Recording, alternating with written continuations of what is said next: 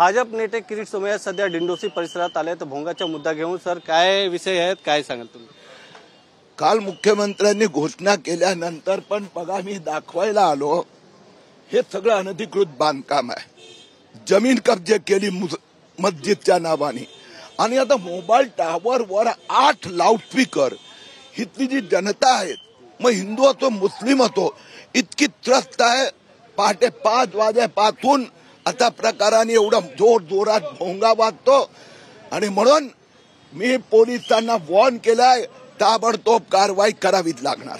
जिथे लावले आहेत खूप डेंजर स्पॉट आहे, स्लम एरिया आहे, काही शॉर्ट सर्किट झाला, कुठली घटना घडली त्याचे जबाबदार कोण असणार आहे? जबाबदार ते मस्जिदचे जे कोणी मस्जिद तिथं लोक चांगली आहेत पण ते जे लँड माफिया आहेत त्यांच्यावर फौजदारी कारवाई 24 तासात मी करून दाखवणार.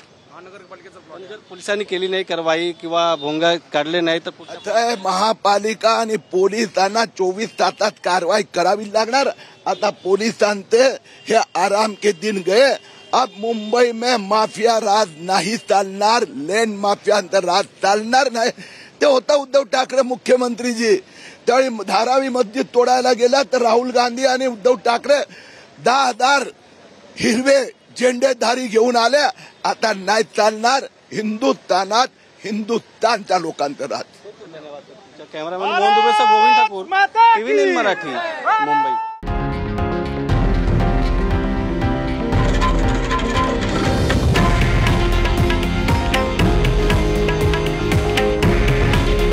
हे आहे देशातील नंबर 1 न्यूज नेटवर्क आणि आपण पाहत आहात टीव्ही 9 मराठी.